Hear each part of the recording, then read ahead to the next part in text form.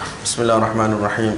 Alhamdulillah rabbil alamin wa sallallahu wasallam wa barak ala sayyidina wa maulana Muhammad wa ala alihi wa sahbihi wa man tabi'ahum bi ihsan ila yaumiddin, amma ba'd. Tuan-tuan, saya tak tahu saya nak mula dengan mukaddimah ke apa. Tapi yang pentingnya ialah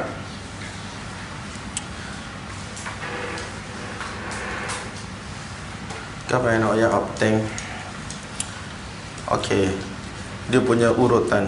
Allah Subhanahu Wa Taala cipta kita semua adalah untuk beribadat pada Allah Subhanahu Wa Taala. Dalil semua kita tahu. Wa ma khalaqtul jinna wal insa illa liya'budun.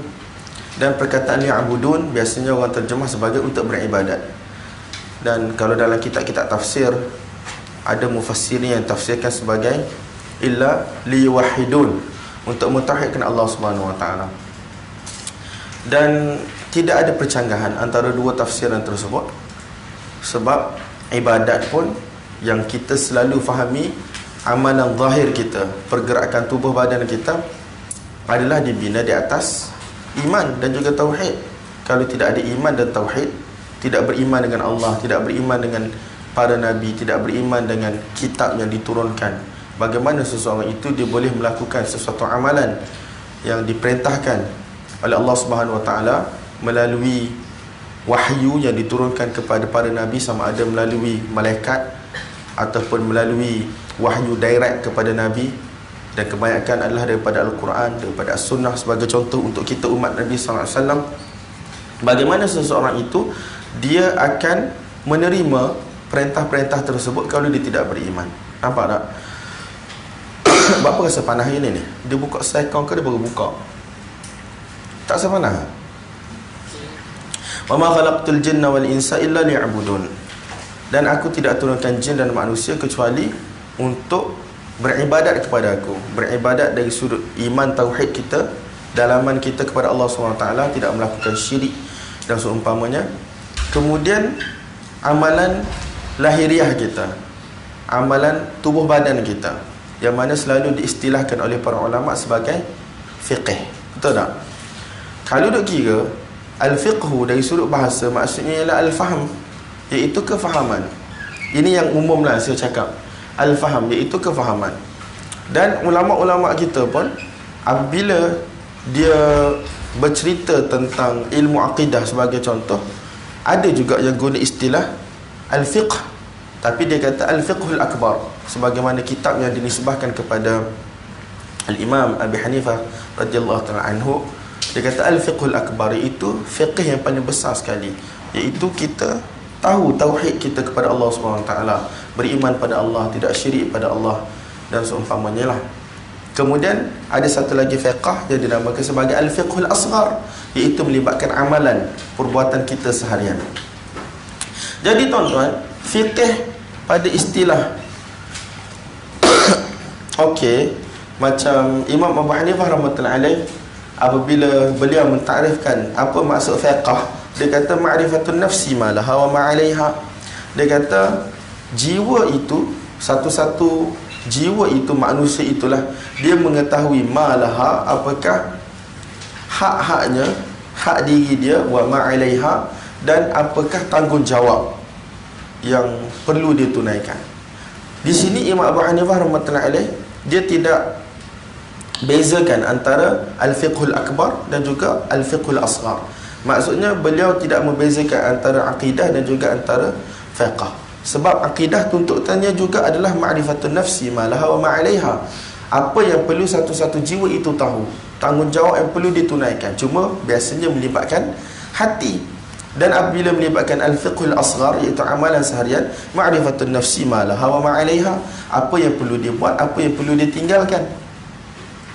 Jadi tuan-tuan, fiqh dari sudut istilah kita, orang yang mana belajar agama ni, biasanya akan melibatkan amalan lahiriah kita, amalan zahir kita, yang biasanya dalam kitab-kitab usul fiqh dia akan kata ma'rifatu al-ahkam syar'iyyah, la at-taklifiyah al-muta'alliqati bi af'alil mukallafin an tariqil ijtihad. Adalah takrif-takrif yang lain dalam kitab-kitab usul yang pelbagai, tetapi dia punya point adalah apa yang saya sebut tadi.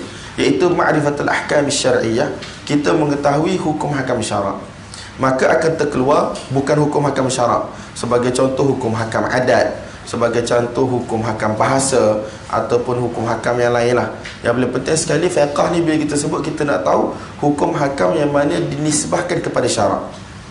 Biasanya yang diistimbat daripada wahyu, sama ada Quran, sunnah ataupun dalil-dalil yang lain lah. Ma'rifatul ahkam syar'iyyah al-muta'alliqati bi af'alil mukallafin, yang mana berkaitan dengan perbuatan mukallaf itu sendiri. Apa syarat mukallaf? Hak tu disebut di dalam kitab. Biasanya dia ni satu orang yang mana baligh, satu orang yang aqil, satu orang yang mana sempurna dia punya panca indera, kemudian sampai kepada dakwah yang sempurna. Bila cukup 4 syarat ni, seseorang itu akan dikira sebagai satu orang yang mana mukallaf. Maksudnya dia, perbuatan dia akan ada hitungan, akan ada hisab di hadapan Allah Subhanahu wa taala. Cumanya dikatakan tariqil ijtihad, yang mana hukum hakam tersebut adalah terhasil melalui ijtihad.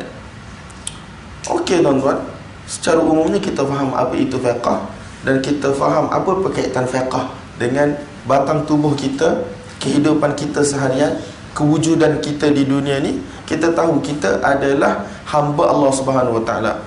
Allazi khalaqal mauta wal hayata liyabluwakum ayyukum ahsanu amala. Dialah Allah Subhanahu wa taala yang mana telah menciptakan kematian, telah menciptakan kehidupan. Liyabluwakum, untuk Allah Subhanahu wa taala menguji kamu semua. Ayyukum ahsanu amala, siapa di kalangan kamu orang yang mana paling baik amalan dia. Jadi ahsanu amala, yang paling baik amalan, ulama-ulama kita kata yang pertama ialah amalan yang mana ikhlas kepada Allah Subhanahu wa taala. Yang kedua ialah amalan yang mana mengikuti sunnah Nabi sallallahu alaihi wasallam. Betul tak? Kemudian tuan-tuan, manusia ni apabila dia dilahirkan ke atas dunia, apabila cukup syarat dia, secara umumnya ulama usul bahagikan kita ni kepada dua. Satu, golongan ahli ilmu yang mana cukup dia punya ilmu untuk menggali hukum terus daripada Al-Quran, As-Sunnah dan juga dalil-dalil syarak yang lain. Dan golongan yang kedua, golongan yang mana tidak cukup ilmu tersebut. Betul tak? Secara umum dia panggil adam malakah. Dia panggil adam malakah ni sama ada benda tu ataupun tak ada benda tu. Pembahagian yang sangat mudah. Jadi orang yang mana cukup ilmu-ilmu tersebut, biasanya ulama akan namakan mereka sebagai golongan mujtahidun. Orang yang mana tidak cukup, ulama akan namakan sebagai golongan muqallidun. Betul tak? Dan tengah-tengah tu adalah dia punya, orang kata, level-level lagi. Tapi secara umumnya ulama rahmatullahi alaihim di dalam kitab-kitab usul, mereka telah gariskan apakah ilmu-ilmu yang perlu ada, dan jika ada ilmu tersebut maka orang itu akan dikira sebagai mujtahidun. Kalau tidak ada, maka dia adalah golongan muqallidun. Dalam golongan mujtahidun tuan-tuan, ada banyaklah dia punya peringkat. Sebagaimana tuan-tuan tahu, ada mujtahid mutlak, ada mujtahid muntasib, ada mujtahid ashabul wujuh, ada mujtahid fatwa, ada mujtahid tarjih dan seumpamanya. Tetapi paling penting kita kata ilmu-ilmu yang dimiliki ataupun ilmu-ilmu yang telah disyaratkan, digariskan oleh para ulama, itu wujud dalam mereka, dalam diri mereka. Cuma darjah wujud tersebut, level wujud tersebut menyebabkan mereka dikelaskan kepada golongan mujtahid yang berbeza-beza. Mujtahid mutlak secara umumnya orang kata ialah mereka yang mana ada usul mereka sendiri. Ada usul mereka sendiri dalam mengeluarkan hukum daripada Al-Quran dan As-Sunnah. Mereka tidak taklid pada orang lain. Tapi mujtahidin ni tuan-tuan, sebelum mereka jadi mujtahid mutlak, mereka bermula daripada pelajar biasa. Mereka bermula daripada pelajar biasa. Mereka belajar sehinggalah sampai kepada satu peringkat mereka diiktiraf oleh kawan-kawan mereka, diiktiraf oleh para ulama, oleh para guru mereka, bahawasanya mereka ni adalah ulama yang mana telah sampai kepada darjah ijtihad mutlak, yang mana boleh mengeluarkan hukum hakam daripada Quran, Sunnah dan dalil-dalil syariat yang lain berdasarkan usul mereka sendiri. Nampak tak? Usul mereka pun mereka tidak taklid pada orang lain. Mereka yang keluarkan usul mereka sendiri. Nampak tak? Sebagai contohlah, apabila ada masalah mutlak muqayyad, ada riwayat yang mana datang dalam keadaan mutlak, ada riwayat datang dalam keadaan muqayyad. Tuan-tuan belajar semua kan usul fiqh mutlak muqayyad. Jadi mazhab Imam Syafi'i rahmatullahi alaihi yang masyhur di sisi mereka ialah hamlul mutlaq 'ala al-muqayyad. Kita kena faham yang mana mutlak itu dengan dalil yang muqayyad. Nampak tak? Hak ni yang masyhur dalam mazhab Imam Syafi'i rahmatullahi alaihi, tapi sebenarnya ada dia punya tafsilan dia tu, tak ada masalah lah. Tapi yang paling penting hamlul mutlaq 'ala al-muqayyad. Sebagai contoh dalam masalah sapu rambut. Sapu rambut ketika mana kita berwuduk. Masyhur mazhab Imam Syafi'i rahmatullahi alaihi ialah kita sapu 3 kali, betul tak? Tetapi ada dalil yang sapu 3 kali, ada dalil yang mana sapu sekali. Jadi 3 kali ni tuan-tuan, dia mutlak ke dia muqayyad? Dia muqayyad sebab telah di restrict dengan satu bilangan, iaitu 3. Tetapi ada dalil-dalil yang lain yang mana Nabi SAW apabila berwuduk akan basuh muka 3 kali, basuh tangan sampai ke siku 3 kali. Kemudian dia kata wa masah ala ra'sih. Nabi SAW sapu rambut baginda yang mulia ataupun kepala baginda yang mulia, tapi dia tak bagi tahu sekali ataupun 2 kali ataupun 3 kali, betul tak? Kemudian sapu basuh kaki 3 kali. So sekarang ada berapa? Ada 2 dalil. Satu dalil yang tak sebut dan ada dalil yang sebut, iaitu Nabi SAW tawadda'a thalathan. Nabi SAW telah berwuduk 3 kali. Adapun dalil yang sebut basuh rambut 3 kali secara jelas, hak tu memang diperdebatkan oleh ulama hadis. Tetapi ada riwayat yang lain dalam Sunan Nasa'i dan seumpamanya tawadda'a thalathan. Jadi Nabi SAW telah berwuduk 3 kali. Jadi antara cara ulama mazhab Syafi'i faham, dia kata bila ada riwayat yang mutlaqah, iaitu Nabi telah membasuh rambut baginda ataupun kepala baginda yang mulia, dan ada riwayat yang mana sebut 3 kali. Jadi dia kata kaedah yang diamalkan ialah hamlul mutlaqi 'ala al-muqayyad. Kita kena faham yang mutlak, basuh tu tanpa disebut beberapa bilangan, dengan riwayat yang mana sebut bilangan, betul tak? Tapi perbahasan tu tidaklah semudah yang kita sangka, tuan-tuan. Sebab ada orang lain yang mana jadikan masaha ataupun tawadda'a thalathan itu sebagai, orang kata sebagai sebagai mujmal. Dia kata secara umumnya memang Nabi SAW akan berwuduk 3 kali. Tetapi dalam pelbagai riwayat yang mana menerangkan wuduk baginda Nabi SAW telah diterangkan secara jelas apabila datang kepada bahagian basuh muka 3 kali, apabila datang kepada bahagian basuh tangan 3 kali, basuh kaki 3 kali. Tetapi apabila sebut tentang rambut, hanya kata wa masaha ra'sahu. Sebagai contoh, Nabi SAW telah sapu kepala baginda Nabi SAW yang mulia, aqbala wa adbar. Dan seumpama tuan-tuan tahu. Jadi bila tidak disebut di tengah-tengah riwayat yang mana sebut 3, maksudnya dia adalah satu lah. Jadi ada ulama yang faham tawadda'a thalathan ialah secara umumnya kebanyakan anggota Nabi akan basuh 3 kali, kecuali rambut sahaja. Jadi di sini tuan-tuan fungsi usul fiqh.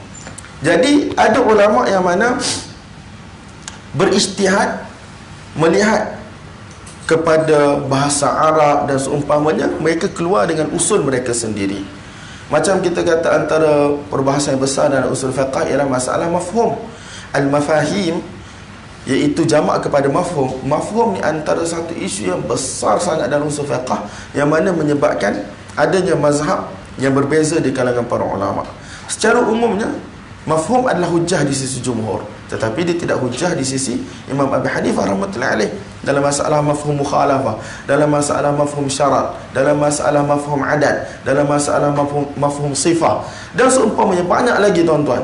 Jadi setiap mujtahid ini mereka akan berijtihad mengeluarkan usul mereka sendiri, dan daripada usul tersebutlah mereka akan istimbatkan, mereka akan keluarkan hukum-hukum daripada Al-Quran dan juga As-Sunnah dan juga dalil-dalil syarak yang lain. Saya selalu bagi contoh dalil-dalil syarak ni tuan-tuan, Al-Quran, Sunnah dan seumpamanya, dia seumpama bahan mentah. Dia seumpama bahan mentah, betul tak? Bagaimana kita nak pilih bahan mentah, bagaimana kita nak pilih bahan mentah yang halal dan tayyiban, hak tu ulama akan bahas dalam masalah hadis dan seumpamanya, betul tak? Quran mutawatir, tak ada masalah, memang sabit daripada Allah SWT, tidak ada keraguan. Dan hadis Ini merupakan satu ilmu yang besar. Bagaimana nak verify hadis itu sebagai sabit ataupun tidak daripada Nabi sallallahu alaihi wasallam. Jadi untuk nyatakan hadis ini sabit daripada Nabi SAW ataupun hadis ini sahih daripada Nabi, hadis ini hasan daripada Nabi, sekurang-kurangnya berada di dalam daerah makbul di sisi para ulama. Benda itu berhajatkan kepada satu proses yang panjang untuk memilih bahan mentah. Betul tak? Jadi tuan-tuan, hadis yang sahih ataupun hadis yang makbul baru dalam proses bahan mentah sahaja. Betul tak? Dalam proses bahan mentah sahaja. Cuma sekarang kita nak masak biar makanan tersebut, bahan mentah tersebut kita boleh makan. Dia berhajat kepada cara untuk proses makanan. Dan cara itulah yang para ulama kita sebut sebagai usulul fiqh. Bagaimana kita nak masak supaya makanan tersebut boleh dimakan dan tidak memudaratkan kita. Jadi tuan-tuan, masak ni sebagaimana kita tahu ada pelbagai chef. Ada cara ni, ada cara ni, ada petua tu, ada petua ni. Jadi itulah yang kita boleh gambarkan ikhtilaf, perbezaan pendapat di kalangan ulama mujtahidin dalam usul mereka dalam nak proses bahan mentah tersebut. Maka akan keluarlah nasi ayam berbeza. Ada nasi ayam Singapura, ada nasi ayam mancongkang, tak tahu sedap lagi ke tak, ada nasi ayam Hainan dan seumpamanya. Sebab apa? Semuanya kita nampak macam nasi ayam, tetapi adalah perbezaan sedikit sebanyak rasa dan seumpamanya. Kerana apa? Kerana berbeza cara. Nampak tak tuan-tuan? Berbeza cara untuk proses. Kalau tuan-tuan tengok MasterChef, itulah dia punya apa? Dia punya bahan mentah dia. Tetapi masing-masing ada cara masing-masing. Bagaimana nak proses? Maka keluarlah makanan yang berbeza. Dan kritikan daripada juri pun berbeza. Nampak tak? Jadi begitulah juga secara umumnya dalam masalah ulama-ulama yang mana sampai kepada darjah mujtahidun al-ijtihad al-mutlaq. Mereka ni mujtahid dengan ijtihad yang mutlak. Kemudian datang selepas tu mujtahid juga, tetapi mujtahid muntasib. Mujtahid muntasib ni biasanya mujtahid yang mana berada di dalam satu-satu mazhab, yang mana mereka menggunakan usul imam tadi. Biasanya ialah anak murid lah. Senang cerita, anak murid, generasi anak murid dan bawah-bawah ni, mereka ni mereka ni intisab kepada usul mazhab tersebut. Tetapi bukan mungkin usul yang sama, tetapi cara pandang, cara lihat dalil mungkin boleh jadi berbeza. Ada benda yang imam mujtahid mutlak tadi nampak, yang anak murid tak nampak. Ataupun ada benda yang imam tadi mujtahid mutlak tidak nampak, anak murid nampak. Nampak tak? Jadi adalah benda-benda yang menyebabkan walaupun usul sama, berbeza pendapat juga di kalangan anak murid dan juga guru dia. Benda ni tuan-tuan, kalau kita tengok dalam mazhab Imam Syafi'i rahmatullahi alaih, pada tabaqah yang awal, anak murid dia seperti Imam Muzani dan seumpamanya, berapa banyak masalah yang mana dia berselisih dengan Imam Syafi'i rahmatullahi alaih. Dan kalau kita tengok dalam mazhab Imam Abu Hanifah rahmatullahi alaih dan Imam Muhammad Ibn Hasan Al-Syaibani, Imam Abu Yusuf rahmatullahi alaih, Imam Zufar dan seumpamanya, hatta Imam Syafi'i pun dikira sebagai salah seorang daripada pemuka mazhab Imam Abu Hanifah, kerana dia bersama dengan Imam Muhammad dalam satu tempoh yang lama. Sebab tu dalam kitab-kitab Hanafiyah, khilaf Syafi'i selalu dibawa. Khilaf Syafi'i selalu dibawa. Sebab dia dikira di antara, orang kata, anak murid kepada Imam Muhammad, yang mana belajar mengikut cara Imam Abu Hanifah rahmatullahi alaih, walaupun last kali dia menyalahi mazhab Imam Abu Hanifah rahmatullahi alaih. Itu nak tunjuk bahawasanya walaupun usul sama, tetapi mungkin natijah berbeza, disebabkan oleh cara pandang yang berbeza terhadap dalil, sabitnya dalil, qawadih illahnya macam-macam lah tuan-tuan, kalau tuan-tuan belajar usul fiqh.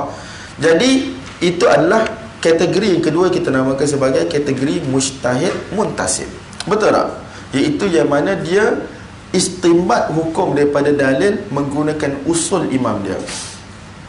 Dalam mazhab Imam Muhammad rahmatullahi alaih yang mutaakhir, sebagai contoh ialah Syekhul Islam Ibn Taymiyah rahmatullahi alaih, ada orang kata dia sampai darjat mujtahid mutlak, ada orang kata dia tak sampai darjat mujtahid mutlak, tetapi dia ialah mujtahid muntasib. Sekira-kiranya kalau dia nak buat usul dia sendiri, dia boleh buat, tetapi kebanyakan ilmu dia ataupun perbahasan ilmiah dia adalah di atas usul Imam Ahmad rahmatullahi alaih. Nampak tak? Sebab lepas dia kaji, memang dia nampak usul Imam Ahmad yang paling mendekati, orang kata, kebenaran. Ulama-ulama lain lepas dia kaji, dia nampak usul mazhab Syafi'i paling mendekati kebenaran. Ulama mazhab Maliki dia kata usul mazhab Maliki paling mendekati kebenaran. Jadi benda ni masalah ijtihadiyah, nampak tak? Ala kullin, itulah yang kedua, mujtahid muntasib.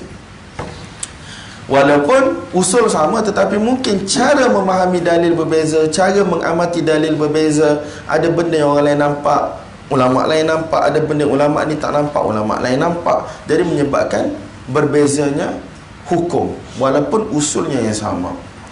Sebab tu dalam mazhab Imam Syafi'i rahmatullahi alaih, terutamanya tabaqah-tabaqah yang awal, tuan-tuan, ada ramai ulama yang mana menyalahi, orang kata, keputusan Imam Syafi'i dalam masalah fiqh. Tuan-tuan pernah dengar nama 4 orang Muhammad Ibn Ishaq Ibn Khuzaimah, meninggal tahun 311 Hijrah. Dia ni antara ulama yang mana menisbahkan diri kepada mazhab Imam Syafi'i rahmatullahi alaih. Bahkan generasi kedua daripada anak murid Imam Syafi'i rahmatullahi alaih. Nampak tak? Ya, generasi kedua. 311. Lebih kurang generasi kedua. Sebab anak murid Imam Syafi'i yang lain, biasanya Muzani dan seumpama, dia orang meninggal dalam tempoh 240 sampailah 270 lebih. Kalau tuan-tuan ceklah nama Ar-Rabi' Al-Muradi, Ar-Rabi' Al-Jizi, apa lagi Yunus Ibn Abdul A'la, kalau yang awal-awal Abu Thawr dan seumpamanya, ni semua ni meninggal dalam hudud 240 sampai 270 lebih. Jadi Ibn Khuzaimah 311, tetapi dia muammar, satu orang yang mana hidup dia panjang, umur dia panjang, lebih kurang dalam 100 tahun. Jadi kalau 311, maksudnya dia tu dalam 220 gitulah, tak silap saya, dia dah lahir dah. Jadi tuan-tuan, dia dengan Imam Syafi'i hanya ada satu wasitah sahaja, ada satu perantaraan sahaja. Tetapi dia menyalahi Imam Syafi'i dalam banyak tempat juga. Tetapi dia masih lagi dikira daripada kalangan kibar fuqaha Syafi'iyah. Itu Muhammad Ibn Ishaq Ibn Khuzaimah. Kemudian Muhammad Ibn Al-Munzir. Muhammad Ibn Al-Munzir, tak salah saya, meninggal tahun 317, yang tulis kitab Al-Ijma', Al-Awsat dan seumpamanya. Kemudian Muhammad Ibn Jarir At-Tabari, meninggal tahun 310 Hijrah. Dikatakan dia juga adalah daripada ashab Al-Imam Syafi'i rahmatullahi alaih, walaupun last sekali orang kata dia ada mazhab dia sendiri. Kemudian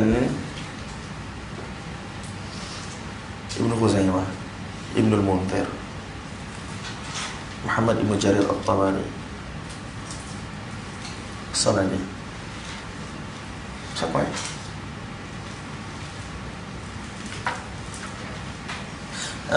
Tak silap saya Muhammad Ibn Nasr Al-Marwazi, 290 lebih. Ya, saya kena tanya Google saya.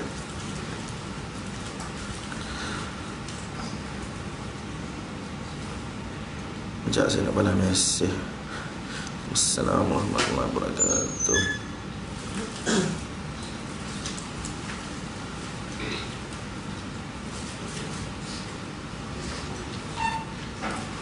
Muhammad Ibn Nasr Al-Marwazi, tak silap saya 29 lebih. Tuan-tuan nak cari dalam Google kan? Al-Muhammadun Al-Arba'ah,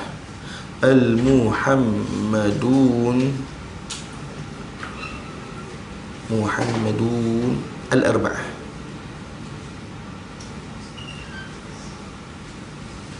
Muhammad Ibn Ishaq Ibn Khuzaimah, yang tulis Sahih Ibn Khuzaimah tu kan. Kemudian Muhammad Ibn Jarir At-Tabari, Muhammad Ibn Al-Munzir, kemudian Muhammad Ibn Nasr Al-Marwazi. Qala As-Subki fi At-Tabaqat, Al-Muhammadun Al-Arba'ah, Muhammad Ibn Nasr wa Muhammad Ibn Jarir wa Ibn Khuzaimah wa Ibn Al-Munzir min ashabina wa qad balaghu darajat al-ijtihad al-mutlaq. Dia kata min ashabina, 4 nama saya sebut tadi kan. Wa qad balaghu darajat al-ijtihad al-mutlaq, mereka telah sampai kepada darjah ijtihad mutlak. Hak ni hak saya kata tadi tu, darajah ijtihad mutlak, kalau dia nak buat mazhab dia sendiri pun boleh, tetapi taklah sekali dia intisab dengan usul orang lain. Walam yukhrijuhum dhalika an kaunihim min ashab Syafi'i. Dia kata fa'arif dhalika wa'alam annahum fi ahzab Syafi'iyyati ma'dudun.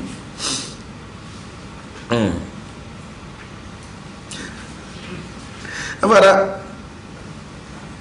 Cuma Muhammad bin Nasr Al-Marwazi, bila dia meninggal tuan-tuan? Muhammad Ibn Nasr, saya rasa 290 lebih sikit Muhammad Ibn Nasr Al-Marwazi.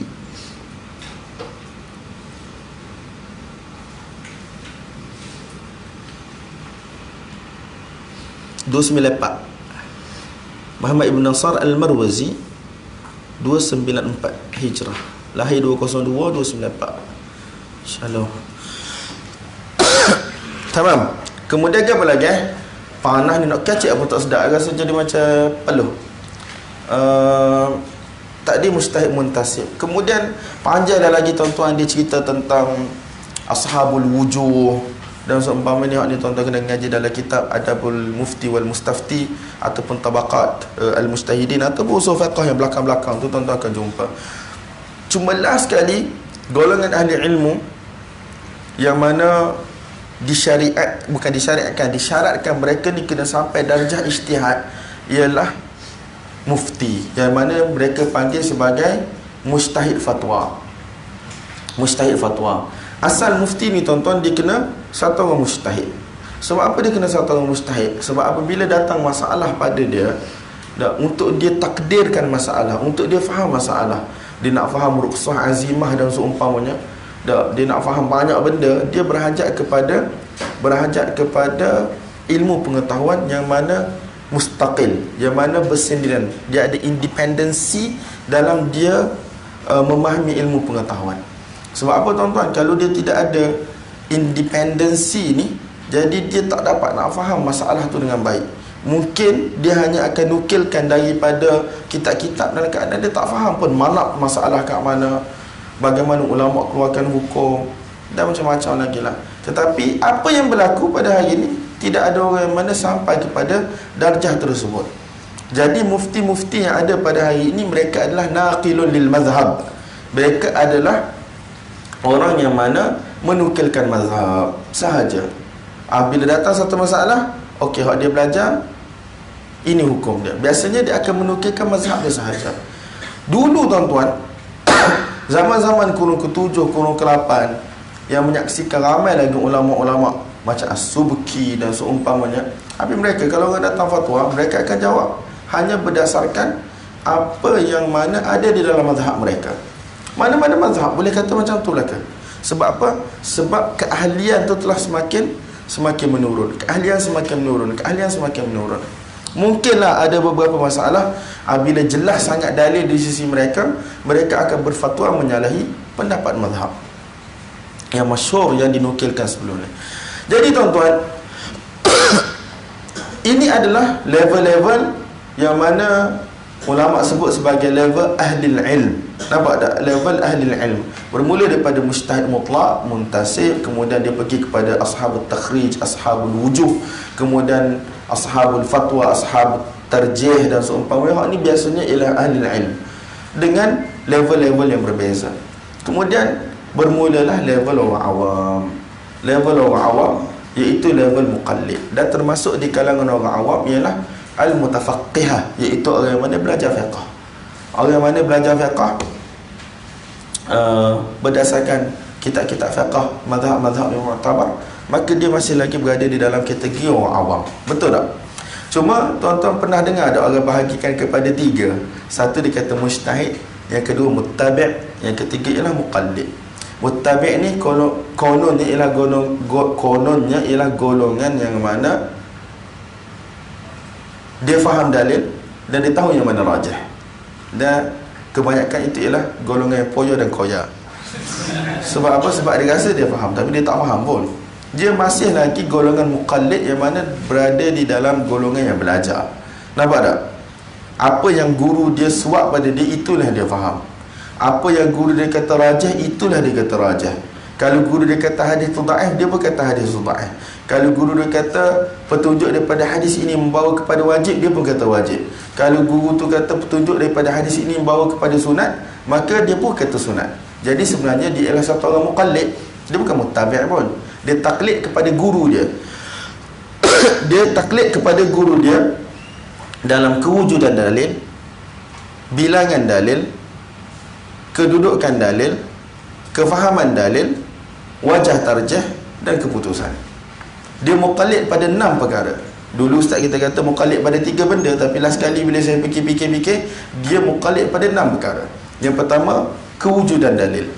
Kalau ustaz dia bagi tahu dalil dia sekian-sekian, maka dia akan kata dalil tu wujud lah. Dia kadang-kadang tak pernah check pun dalam kitab hadis tu macam mana, betul tak lafaz macam tu. Dalil dia apa? Ustaz kami kata ada hadis dalam Bukhari, dia tak pergi check pun.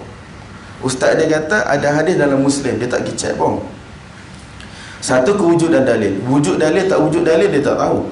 Kedua, kalau dia tahu pun wujud dalil, dia tak tahu bilangan dalil. Sebab bila kita tengok kitab-kitab khilaf tuan-tuan, biasanya bila kita cenderung kepada satu-satu pendapat, kita tidak akan bentangkan dalil pendapat yang lain sebagaimana ahli mazhab tersebut. Sebab kita dah ada kecenderungan, kita nak kata pendapat kita yang paling kuat berdasarkan kajian kita. Jadi kita tidak persembahkan dalil orang lain sebagaimana yang sepatutnya. Nampak tak? Jadi kadang-kadang dalil tu tidak istifa. Kita tidak istifa'ul adillah. Kita tak sebut dalil tu secara lengkap. Dan benda ni sangat banyak berlaku tuan-tuan di dalam kitab syarah hadis, terutamanya yang muasirin. Bila dia bawa pendapat mazhab Imam Abu Hanifah, dia tak bawa keseluruhan dalil Imam Abu Hanifah dan cara faham dalil Imam Abu Hanifah. Bila dia bawa pendapat mazhab Imam Ahmad, dia tidak bawa keseluruhan dalil mazhab Imam Ahmad dan juga cara faham dalil mazhab Imam Ahmad. Mazhab Malik pun begitu juga. Mazhab Imam Syafi'i pun begitu juga. Sebab dia dah nampak dah pendapat yang paling rajah pada dia sama ada pendapat Ibn Taymiyah, pendapat Asy-Syaukani, pendapat As-San'ani, mengikut buku yang dia belajar. Kalau dia belajar Subulus Salam, pendapat As-San'ani lah rajah. Kalau dia baca Nailul Awtar, pendapat Asy-Syaukani lah yang rajah. Kalau dia baca Taisirul Allam ataupun dia baca lah mana-mana kitab ulama-ulama moden, maka dia akan nampak itulah yang paling rajah. Nampak tak? Jadi istifa'ul adillah tidak, iaitu bilangan dalil yang sebenarnya yang dijadikan hujah oleh mazhab tersebut, dia tidak bawa secara sempurna. Dia hanya ikut apa yang guru dia bawa. Yang ketiga, kalaulah dalil itu hadis, dia akan taklid kepada apa tuan-tuan? Kepada kesahihan hadis. Dia bukan orang hadis pun. Dia tak belajar hadis secara mendalam. Dia tak belajar hadis secara, orang kata, berguru berpuluh-puluh tahun. Sunan Sittah dan seumpamanya, kitab-kitab ilal, takhrij, dia tak tahu. Kalau dulu kita hadis sahih dhaif sama Albani, betul tak? Kemudian lama-lama sikit kita dengar Syekh Syuaib Al-Arnaut. Lama-lama mungkin kita dengar At-Tarifi, Syarif Hatim Al-Auni, Nasir Al-Ulwan, mengikut kecenderungan tuan-tuan. Tapi kita tidak boleh menghukum hadis kita sendiri sebab kita tidak ada alat. Betul tak? Okey, let's say hadis tersebut telah disepakati oleh para ulama, hadis itu sahih. Wajh dalalah, bagaimana nak faham hadis tersebut? Betul tak? Bagaimana nak faham hadis tersebut? Wajh dalalah. Wajh dalalah ni bagaimana nak faham hadis tersebut? Sahabat radhiyallahu ta'ala anhum berselisih apabila Nabi kata la yusalliyanna ahadukum al-asra illa fi Bani Quraidah. Jangan seseorang di kalangan kamu semayang asar kecuali di Bani Quraidah. Sebahagian sahabat kata, dah ini maksudnya Nabi SAW suruh kita, orang kata, cepat dalam perjalanan kita. Tapi kalau dah nak keluar waktu asar, kita kena semayang lah walaupun tak sampai di Bani Quraidah. Nampak tak? Takkan kita nak jamak dengan maghrib? Mana ada jamak dengan maghrib? Antara asar dengan maghrib tak ada. Tapi sebahagian sahabat yang lain pula, dia kata kes sekarang ialah kes khusus. Maksudnya ini tidak sebagaimana keadaan biasa.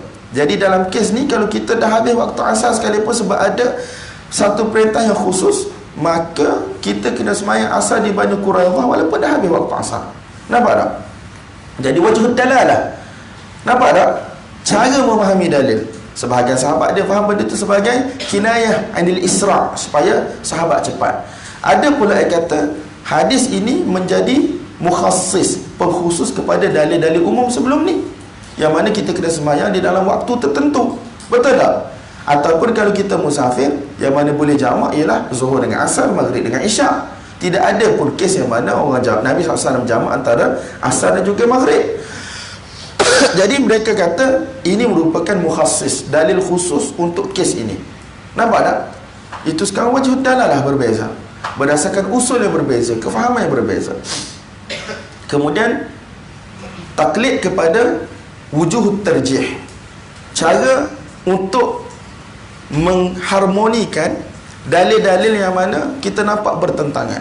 Kalau tuan-tuan belajar hadis, dia adakan ilmu yang dinamakan sebagai mukhtaliful hadis, dalil yang mana bertentangan, pertentangan antara Quran dengan hadis, antara hadis dengan hadis, dan macam-macam lagi lah. Jadi bagaimana kita nak hilangkan pertentangan tersebut? Sebab apabila satu-satu masalah fiqh, tuan-tuan, mazhab Syafi'i ada dalil dia, mazhab lain ada dalil dia, dua-dua daripada hadis. Bagaimana nak hilangkan pertentangan antara dalil tersebut? Yang mana pertentangan itu ialah pertentangan pada sudut zahir, bukan dari sudut hakikat macam tu. Sebab wahyu mustahil untuk bertentangan antara satu sama lain. Betul tak? Jadi sekarang wajah tarjih dalam kitab-kitab usulul fiqh, hatta dalam kitab usulul hadis, disebut hampir ada 100 wajah tarjih. Jadi sekarang kita kata yang rajih ialah pendapat sekian-sekian, sebab penguat dia sekian-sekian. Kita taklid kepada guru kita juga. Dan last sekali kita akan taklid kepada keputusan, sama ada halal haram, boleh tak boleh. Nampak tak? Jadi sebenarnya talibul ilm yang mubtadi' macam kita ni, tuan-tuan, ialah orang yang mana berada dalam kategori muqallid. Dia bukan muttabi' pun. Kalau dia muttabi' mungkinlah, tuan-tuan, bila dia dah habiskan masa 50 tahun, 60 tahun, 70 tahun dalam ilmu, belajar dan juga mengajar. Kita ni belajar 4 tahun, tuan-tuan, mengajar mungkin seminggu sekali. Itu pun tak mengajar fiqh pun, tak mengajar usul fiqh pun, tak mengajar hadis pun. Ceramah antara maghrib isyak lebih-lebih kurang gitu je, baca tafsir lebih-lebih kurang je. Kita bukan hidup dengan ilmu sehingga kita nak kata kita muttabi'. Saya tidak nafikan wujudnya golongan muttabi' yang mana dia mengikuti dalil, tetapi biasanya golongan ni mereka berada di golongan mujtahid fatwa. Orang kata golongan paling rendah lah. Dia memang mutqin dengan mazhab dia, memang dia faham mazhab dia betul-betul, dan juga ada ittila' wasi' dengan mazhab orang lain. Benda ni bukan tak wujud, tuan-tuan, wujud pada hari ini.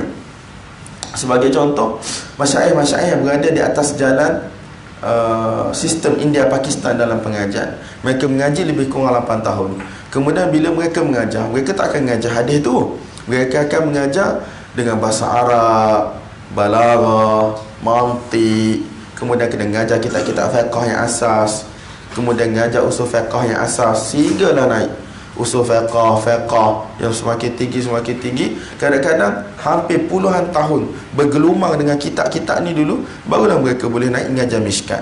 Sebagai contoh, Mishkatul Masabih, lama ada dalam Mishkat, barulah mereka boleh naik mengajar, mungkin kita kata Sunan Abi Dawud ataupun Sunan Tirmizi ataupun. Pada waktu tersebut mereka akan melihat dalil. Selepas mereka bergelumang dengan mazhab mereka, dah hidup dengan mengajar puluh-puluh tahun, setiap tahun khatam kitab dan seumpamanya.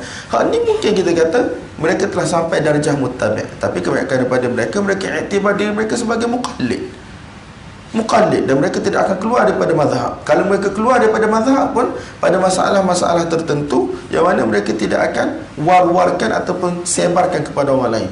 Dia panggil amalan untuk diri sendiri, fi haqqin nafs, untuk diri dia sendiri. Dan kebanyakan orang alim yang belajar sampai satu peringkat, biasanya ini yang mereka akan buat. Bila datang bab fatwa, mereka tidak akan langgar mazhab. Bila melibatkan amalan peribadi sendiri, adalah benda-benda yang mana mereka keluar daripada mazhab berdasarkan dalil yang mana mereka kaji dan mereka yakini. Nampak tak, tuan-tuan? So, pintu ijtihad tidak tertutup, tetapi bagi orang yang mana layak. Hari ini bukan bila kita kata kita kena belajar ikut mazhab, kita kena taklid dan seumpamanya, kita menutup pintu ijtihad. Tidak. Pintu ijtihad terbuka dengan syarat-syarat dia, sebagaimana para ulama sebut. Tapi adakah kita sampai kepada darjah tersebut ataupun kita tidak sampai kepada darjah tersebut? Itu persoalan dia. Dan kebanyakan daripada kita, hatta orang ada PhD syariah sekalipun hari ini, tidak sampai kepada darjah tersebut. Terutamanya orang Melayu. Tak, baca baris pun salah. kitab tak talaqi, hadis tak ngaji, sahih dhaif tak tahu, manhaj muhaddisin, ta'amul dengan kitab-kitab ulama hadis tak tahu, ilalul hadis tak tahu. Semua taklid tuan-tuan. Taklid daripada keputusan hadis orang tu pun dah menyebabkan dia ni bukan satu lagi satu orang mujtahid ataupun bukan satu orang muttabi', sebab ada taklid dalam kehidupan dia. Nak dalam lurah dia kena jadi mujtahid. Kalau duk kira lah, paling kurang dia kena sampai kepada darjah si bawah. Tapi hari ni kita lurah pun tak tahu mana tuan-tuan. Kita taklid sana sini, tapi kita kata, kita rasa kita muttabi'. Sebenarnya kita bukan muttabi' pun. Betul tak? Sebab kita muqallid. Muqallid dalam lurah, muqallid dalam segala benda. Dari usul fiqh, muqallid, semua benda muqallid. Jadi tuan-tuan, kalaulah kita tengok dalam kehidupan kita hari ni, kalau tuan-tuan diberi satu assignment, ada 3 masalah ataupun let's say lah 10 masalah dalam satu sem, tuan-tuan rasa siap tak 10 masalah tu? Boleh siap, tetapi kualiti kita tak tahulah sejauh mana. 10 masalah tuan-tuan, saya pernah baca masalah yang mana dibahaskan sampai satu masalah sampai 60 muka surat, 70 muka surat. Pendapat setiap ulama, dalil setiap ulama, perbahasan dalil setiap ulama, soal jawab. Jadi tuan-tuan, kalau satu sem tuan-tuan hanya boleh selesaikan 10 masalah, dan tuan-tuan punya assignment tu memang macam tahap thesis lah. Memang kalau doktor baca Viva tu memang A lah, memang gila-gila, dan tuan tarjah setiap 10 masalah tu, buat perbandingan pendapat-pendapat yang wujud, dalil bagi setiap pendapat, soal jawab bagi setiap pendapat. 10 satu sem. Gak hukum hakam ada atas batang tubuh kita ni berapa ribu sehari tuan-tuan. Berapa ribu sehari hukum hakam yang ada di atas batang tubuh kita, yang kita kena tahu hukum Allah halal haram, sah batal dalam kehidupan. Dalam bab solat saja yang kita duduk semayang 5 kali sehari semalam, berapa ribu hukum kita tak tahu ada dalam tu. Tak sampai lah ribu, tapi banyak lah. Betul tak? Banyak. Jadi sekarang kalau tuan-tuan nak ijtihad, tuan-tuan boleh ijtihad, tak ada masalah. Tetapi semasa tuan-tuan ijtihad tu, tuan-tuan kena semayang, betul tak? Nak semayang lagu mana? Kena tunggu cukup ilmu dulu baru tuan-tuan nak pergi semayang? Tak boleh. Sebab tu kita kata asal bagi manusia itu ialah jahil. Asal bagi manusia itu ialah taklid. Fas'alu ahla dzikri in kuntum la ta'lamun. Betul tak? Jadi ulama-ulama dulu pun nak jadi mujtahid bukan dalam masa satu hari. Sebelum mereka jadi Imam Syafi'i, jadi Imam Abu Hanifah, jadi Imam Ahmad, mereka berguru dengan guru-guru mereka. Betul tak? Dia ada dia punya sandaran, dia ada dia punya sanad, dia ada dia punya madrasah yang mana dia belajar. Sebab tu kata para ulama, hatta Syekhul Islam Ibn Taimiyah rahmatullahi alaih pun, yang mana orang selalu duk sebut nama dia sebagai ulama yang mana mendahulukan dalil, dak kita kena tarjih cari pendapat yang paling kuat. Kita tengoklah sejarah hidup dia macam mana. Dia bermula dengan mazhab Hanbali, dia membesar dalam keluarga Hanbali. Nampak tak? Belajar kitab-kitab mazhab Imam Ahmad rahmatullahi alaih, mengajar mazhab Imam Ahmad rahmatullahi alaih, menulis syarah terhadap matan-matan masyhur dalam mazhab Imam Ahmad rahmatullahi alaih. Dan beliau juga yang mana memberi nasihat. Dia kata untuk orang yang mana mula-mula belajar ni, dia kena ambil ilmu daripada guru dia dalam keadaan musallaman. Benda tu diterima tanpa banyak soal. Nampak tak? Diterima tanpa banyak soal. Sebab apa? Yang pertama sekali adalah untuk dia amal. Yang kedua, supaya dia yakin dengan agama dia, dia tidak confuse, dia tidak berada dalam keadaan ragu dan syak. Nampak tak? Jadi kalau kita faham tuan-tuan keadaan ni, barulah kita tahu apakah jalan yang sepatutnya kita ikut dalam belajar fiqh. Baru kita tahu apakah jalan yang sepatutnya kita ikut untuk belajar fiqh. Kita tahu ada manusia yang mana daripada golongan mujtahidin, ada daripada golongan muqallidin. Dan golongan yang ketiga ni, muttabi' ni, pada saya ialah golongan yang waham. Golongan yang mana berada di dalam bayangan, delusi, ilusi dia sendiri. Tak, padahal dia bodoh, tak tahu gambar apa, tapi kita muttabi', kita geng sunnah. Geng sunnah kau membaca betul-betul hadis pun tak tahu sahih dhaif. Saya jelah benda-benda ni memang daripada dulu lagi orang tak suka saya dalam masalah ni. Tapi ala kullin itulah hakikat. Kadang-kadang kita kena ketuk kepala baru kita sedar diri kita siapa. Betul tak? Jadi tuan-tuan, saya selalu bagi contoh. Kalau tuan-tuan dengar kuliah saya ataupun pernah hadir, dalam masalah sapu rambut, kan, nak kena sapu keseluruhan ataupun sebahagian ataupun separuh daripada kepala, 1/4. Saya pernah baca satu syarah Riyadhus Sunan dalam bahasa Urdu, syarah kepada Sunan Tirmizi. Maulana Ruhani Bazi rahmatullahi alaih, guru kepada ustaz-ustaz kita, meninggal di Pakistan.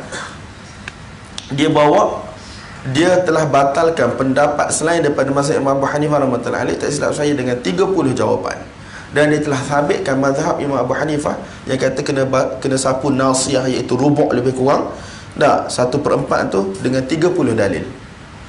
Dan antara isu yang besar dalam perbahasan itulah masalah wamsahu bi ru'usikum. Huruf ba tu ba untuk apa? Mazhab Syafi'i kata ba untuk tab'id, menunjukkan kepada sebahagian. Tak, orang lain kata ba lil ilsaq. Jadi sekarang hak mana betul? Ba untuk tab'id ataupun ba untuk ilsaq? Mazhab lain kata bid'ah ni ba untuk tab'id ni. Kita tak pernah dengar ada ba untuk tab'id. Ada yang kata gitu. Jadi tuan-tuan, kalau kita tak tahu lurah, kalau kita bukan mujtahid dalam masalah lurah, kita juga muqallid lah. Betul tak? Kita juga adalah muqallid. Kita juga adalah muqallid. Banyak lagi lah perbahasan-perbahasan yang lain tuan-tuan, yang saya bagi tahu kat budak-budak ni. Boleh tak keluarkan hukum daripada ayat wuduk dengan hadis wuduk tanpa tengok kata-kata para ulama, perbahasan para ulama? Tak boleh buat. Saya waste tahun masa. Tak boleh buat mudah-mudah. Bahasa Arab tak tidak nak baca lagu mana. Nak buku terjemahan tidak boleh dijadikan hujah. Terjemahan mungkin betul, terjemahan mungkin salah. Dan kebanyakan yang kita jumpa terjemahan salah, terutama datang daripada Indonesia, terjemahan salah. Kebanyakan. Banyak lagi lah tuan-tuan benda yang mana menyebabkan saya kata golongan yang mendakwa mereka ialah muttabi', ialah golongan yang berada dalam waham, berada di dalam kesamaran. Dia confused, dia sedang mabuk candu masa tu. Golongan yang wujud ialah golongan muqallid, macam mak ayah kita, orang kampung yang tak tahu